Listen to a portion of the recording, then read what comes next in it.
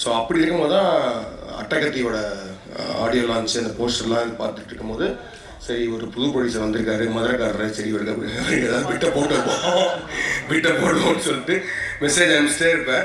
அப்போ அவர் வந்து சொன்னார் வாங்க ஸ்கிரிப்ட் இருக்குன்னா வாங்க அப்படின்ற மாதிரி சொன்னார். ஸோ டி நகரில் அவரோட ட்ராவல்ஸ் ஆஃபீஸ் தான் போனேன். ஸோ போனோன்னு நான் சொன்னது வந்து சார் எனக்கு நரேஷன் பண்ண வராது, இல்லை பரவாயில்ல ஸ்கிரிப்ட் கொடுங்க அப்படின்னாரு. ஸ்கிரிப்ட் கொடுத்துட்டு படிச்சுட்டு என்ன எப்போ சார் ஒரு 2-3 டேஸ் அப்படின்னாரு. அதெல்லாம் இல்லை போங்க டீ குடிச்சிட்டு வாங்க நான் படிச்சுக்கிறேன் அப்படின்னாரு. நான் கீழே போய் டீ குடிச்சிட்டு ஒரு 10 நிமிஷம் அப்படியே சுற்றிட்டு வந்தேன். 1 ஹவரில் அந்த ஸ்கிரிப்டை ஃபுல்லாக படித்து முடிச்சார். படித்து முடிச்சுட்டு சூப்பராக இருக்கு நம்ம பண்ணுவோங்க அப்படின்னாரு. எனக்கு ஆக்சுவலி நம்ப முடியல, என்ன உண்மையாக சொல்கிறாங்களா இல்லை இவர் தான் ப்ரொடியூசரா இல்லை ஏன்னா ஆமாம் இல்லை அதுவுமே ரொம்ப ஏன்னா ஜிகர்தண்டா தான் ஃபஸ்ட் ஸ்கிரிப்ட்.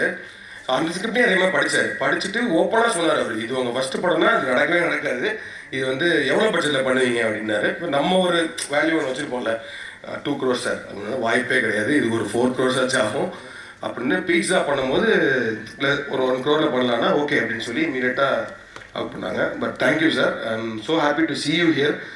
ஏன்னா வந்து இத்தனை பேர் இத்தனை படங்கள் இத்தனை இது மாதிரி ரவிக்குமார் சொன்ன மாதிரி ஒரு சீசன் இருந்துச்சு. அதில் வந்து ஸ்ரீகுமார் சார்லேருந்து ஒரு ஆடியோ லான்ச்சு, அந்த படம் ரிலீஸு, அப்புறம் ஒரு பார்ட்டி. ஸோ எல்லாமே அந்த இதெல்லாம் மிஸ் பண்ணுறோம். But I think it started again. So